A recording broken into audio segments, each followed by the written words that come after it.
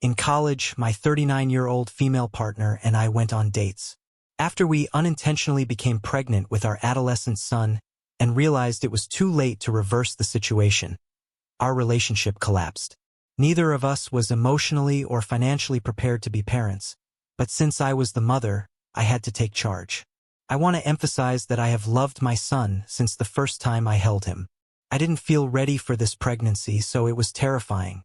Despite paying the state-mandated child support, my ex-husband had no contact with our kid after leaving. He recently got married, and it's likely that his spouse found out he had a son somewhere. All of a sudden, he's interested in my son. And I say my son because that's the only occasion he's seen my son, outside of court appearances for child support and custody. He consented to a week of visits at first since his folks were bothering him, but he never went. My son's interaction with his paternal grandparents was positive. I gave in to my son's desire to meet his father as he showed interest in doing so. I had no problem with them dating because my ex was not an abusive or morally depraved guy. But after a few visits, my son was really let down by my ex's lack of enthusiasm. It seems that his wife was the one questioning him more about his early years, his time in school, and my relationship with my former partner. To get his feelings out and advise my ex not to get in touch with him ever again. My kid wanted to meet with them once more. Following that visit, my ex-husband threatened to file a parental alienation lawsuit, claiming he would only back down if I allowed my son to attend family therapy sessions with him and his spouse. I told my son that his father wants them to resolve their differences in family therapy, but he doesn't want to go through with it. He expressed concerns that his father is concerned about him and believes the reason the new wife is concerned is that she fears he will have a negative impact on their future offspring. This is not an illegal question to ask. Given that my son is now a teenager and how long my ex was apart from him, I'm 99% certain that my ex has no case. If I didn't try harder to get my son to attend family therapy sessions with my former partner, am I really that stupid? Should a teenage guy harbor resentment towards his mother for not pressuring him harder to make amends with his father when he grows up? Not the fool. He is old enough to make the ultimate decision about his physical and emotional well-being. But Jurex ought to investigate why, after all these years of being cut off, he suddenly becomes a psychopath when he meets a lawyer. It's unbelievable that an ex suddenly cares about his son after all these years. His parents were aware of every contact detail. If your ex wants to go to court, let him. He will gain nothing from it. I believe the new wife, not the former, is the one putting more pressure on everything. The new wife shouldn't have married a man whose children he never sees if she is concerned about the ramifications for their future children. She is to blame for that. OP, please let your ex to appear before a judge and claim that you have caused alienation between you and his teenage kid, whom he has never met before. Then give us an update. We'd all want a good laugh. I mean, what is your ex-partner hoping you will accomplish? Drag him around the car and into the counseling office? Revoke his rights till he conforms? Your ex is simply concerned because his new wife will think poorly of him.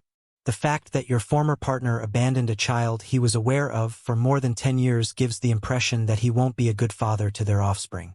A new bride wants to have a family and raise children of her own. It's even more disgusting because it has nothing to do with your son. You're a terrific mother, OP, for paying attention to your son. I'm a 25-year-old woman who has been working for about 2 years, and I get along well with most of my coworkers.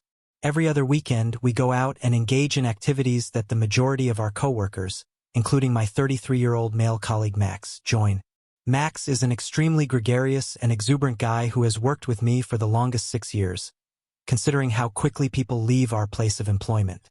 He and I get along great, and I think of him as my best friend at work. We joke about, laugh a lot, and are outgoing in the same way. Max is the life of the party at work and frequently participates in work-related events. Before I started working, his wife of 10 years would occasionally attend the events, but she hasn't since having a baby a while ago. I find it incredibly annoying because Max continuously elevates his wife. He can't stop talking about how beautiful she is and what a great cook she is. Nah man, no one beats my wife in terms of looks. Who's the best looking at the workplace? Nah, no one here. I've got really high standards. Have you seen my wife? is how our coworkers would casually discuss a celebrity we like. Some of them have even agreed, remarking that his wife is extremely attractive, but I'm sure they're just making fun of him. While browsing through each other's TikTok videos, one of our coworkers mentioned to Max that his wife looked like an anime character. I made a joke about her lack of beauty because she is Asian, slender, and had long black hair. Max took offense and shot back, saying he knew why I needed fake hair and eyelashes and that she didn't need them to look decent. I snapped at him, telling him to shut up. Max hasn't spoken anything to me since and has been passive-aggressive. Am I the foolish one? I'm dying, sweetie. She didn't need fake eyelashes and fake hair, and he understood why I needed them. Permit me to share with you. You're insane and incredibly envious. Rather than casting positive vibes into the air and pressuring him to speak up about her, strive to attract a man like Max for yourself. Max strikes me as a stand-up man who enjoys a fantastic rapport with his life partner. His wife has a wonderful spirit and loves him just as much, which is partly why his love for her feels magical. I take it that you're envious of his wife? Although you informed him his wife isn't particularly attractive, and you detest the fact that he elevates her, he's your best friend at work. That is peculiar. I believe it's great that he talks his wife up at every chance because he loves and respects her so much, especially since he doesn't take part in the who would you have intimacy with at work debate. Yes, it's you who is the fool. This OP is a pick-me who will not tolerate any lady who fails to compliment her. Envy and bitterness don't look well. What makes you think your friend's wife is ugly? When my male friends brag about their women, I adore it. It's very cute. I adore how happy their marriages make them.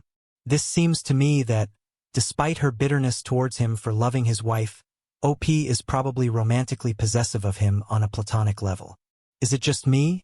Or does Max constantly emphasize how attractive his wife is in an attempt to hide the fact that OP is clearly into him? It's so clear, girl, that you want him. My daughter was born a few days ago. Chris, male pre-tween, Amanda, female tween, and James, male tween, are my 3 stepchildren. I've known them for 6.5 years, and they're all wonderful kids. We have them for a couple more weeks during summer break, in addition to every weekend, every alternate holiday. The problem is that they've all just begun school, and that means there will undoubtedly be a turbulence. Similar to Amanda, who persisted in giving her peers headbands and caps. She and her friends trade heads for the day, so she almost always returns home wearing a different headpiece, and she has a serious case of head lice. Amanda has struggled with this from the beginning.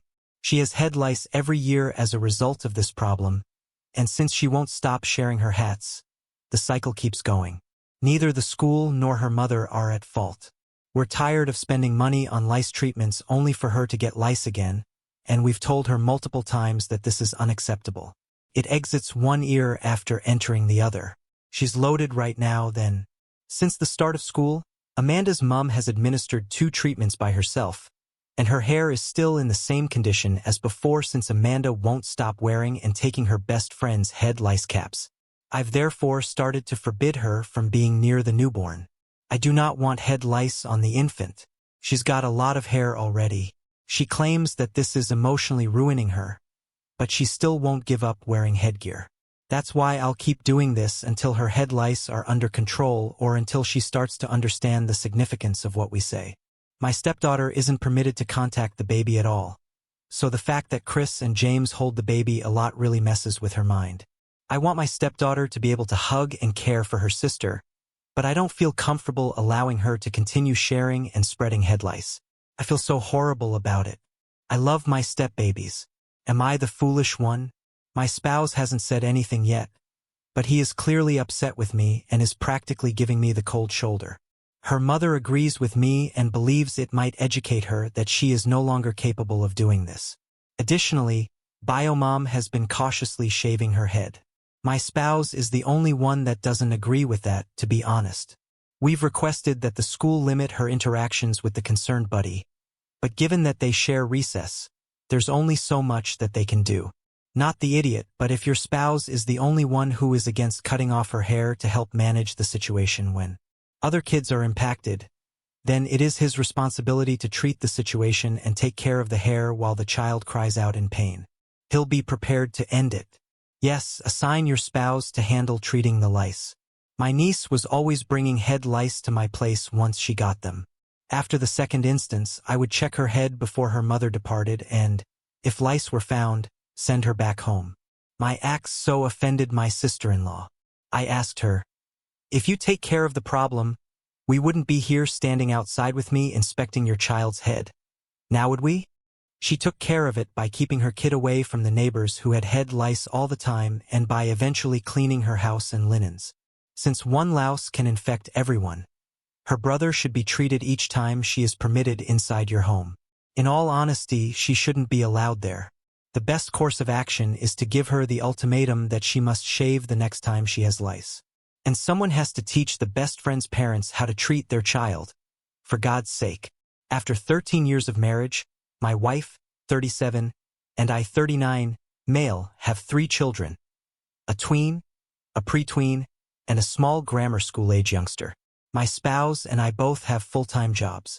While my spouse and I follow a typical workweek of Monday through Friday, she is frequently required to work on weekends, anywhere from 1 to 3 Saturdays each month, due to her employment. To make up for this, she will take days off throughout the workweek.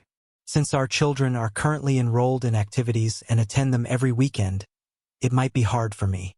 That means I'm the one organizing carpools with other parents, or I'm the one driving them all to rehearsals, sports, performances, etc. It might be draining. A new family moved in a couple houses down the street from us about 6 months ago. Their 3 children are roughly the same age as ours. Although we've had a few encounters with the parents, we won't be friends with them. Not to pass judgment, but they aren't married, and the guy isn't the baby's father. The guy isn't as lovely and sweet as the mum. The children spend a lot of time exploring the neighborhood outside. It's not like I blame them. That guy is not someone I would want to live with. If they see our kids outside, they'll come over and play together, but it's always at our house. Their house is never their place to play. Once more, I can't hold it against them, yet I still don't want my children to go there. However, Sundays are the one day of the week I have off, so I try to unwind there if I can. This last Saturday, my wife had to work, and I spent the entire day chasing after the 3 kids. That evening, I told my wife I wanted to take some time off on Sunday to unwind and asked her to watch the kids for a couple of hours. She didn't mind at all, but when Sunday came around, the neighbor kids ended up at our house rather than my wife taking the kids somewhere. All I wanted was a few peaceful hours at home, but that was not to be had. I informed my wife that I would be returning home later to watch a football game. My wife was messaging me nonstop while I was out, telling me to come home because the kids were driving her crazy. She felt horrible about forcing the kids out when I told her to send the kids from the neighboring house and do something with our kids. We're not a daycare and we have no duty for the kids that live next door, I informed her. I told her I needed more time to unwind, even though she requested me to come home. My wife was not thrilled when I returned home after being gone for roughly 4 or 5 hours. I told her I was leaving without first asking whether it was okay, and she got upset. The fact that I left knowing there were 6 children in our house infuriated her. Despite taking Thursday off and spending the entire day by herself, she was upset that she didn't receive a vacation that weekend. I told her that she was the one who had to rearrange Sunday's plans, and that she wouldn't have been left in charge of 6 kids if she had just taken the kids out of the house as promised. She called me an $8 hole for not remaining to assist with editing when she had to work on the weekends. To make up for her hours, she will take a day off during the work week. She had taken Thursday off from the kids' school this past week. She had the entire 8 to 4 day to herself. In her pajamas, she's watching Netflix and doing laundry. Not the fool. It was not necessary for there to be 6 children at your house on Sunday. In fact, it might have been just you and your family. You and your spouse made plans for Sunday, but your wife didn't follow through. Your wife may be angry, but she made the choice to spend a busy Sunday with 6 children. It hurts that she didn't like the choice she made. Here, everyone is the idiot. You two are taking care of your neighbors like you would if you were paid to. You have no business or worry for their home condition. You and your spouse must figure out a way to send the kids who live next door home. Inform them that you two have decided that it is family time and that they should head home. Tell them your kids can't play when they knock on the door because it's inconvenient. Give your kids the impression that you and your wife decide when they play at home. Close this right now. We relocated to California this month so that I could practice as a pharmacist. We have a different exam in California, but the pass percentage is only between 50 to 60%. My spare time is limited because we also have 2 children, a toddler and an infant, but I started studying a month ago. Because of the exam's terrible success rate, I first objected to the transfer and urged that we wait until after I pass. Now let's get started. He was eager to come here and couldn't wait for the promotion. We're in the Bay Area because he works in big tech. His income ranges from $200 to $250,000, depending on bonuses, which puts us in the solid middle class in the Bay Area. I informed him that I had to pass this test in order to work. The test is scheduled for November 6th, but if I don't pass, I'll have to retake it in at least another 1.5 months. While I study at home, I also pick up and drop off our children at daycare. He's suggesting that we take them out of daycare so that I, a stay-at-home mother, can monitor them. I informed him that I wouldn't have time for studying. Then he advised me to simply go obtain a part-time job. I informed him that since we don't need the money, I would not take a minimal pay job. Only $4,500 a week, or about $25,000 to $25,000 annually, would be generated from it, which is a great bonus but not essential for us. I must quit being a freeloader and make contributions to the house, he adds. I told him he was being unreasonable because, like a stay-at-home mother of 12 students, I am the primary carer for our 2 children before and after daycare and do all household tasks already. Besides, I lost my job because of him, even if I was against the move at first. Right now, there's a stalemate. He wants me to help the family out financially by either telling me to work at some odd job, like McDonald's, or by watching both of the kids all the time. Working at McDonald's means I will be studying much less and may even permanently damage my career. So, am I the moron for not wanting to go to work? Find out which person he would like to pay alimony to, a practicing pharmacist or a single stay-at-home mother. Your spouse doesn't seem to know much beyond what is right in front of his nose, and you are not the stupid one.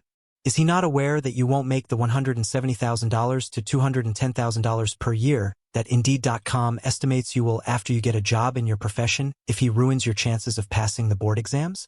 He asks me to make a financial contribution to the family. I'm not persuaded.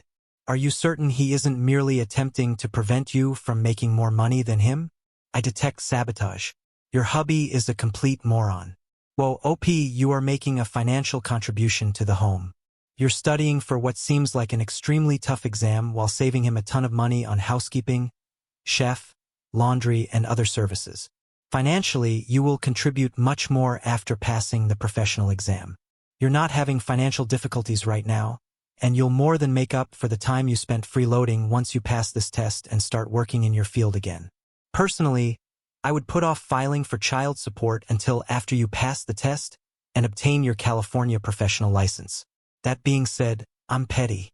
In terms of how marital assets are divided, California is a 50-50th state. Wishing you luck.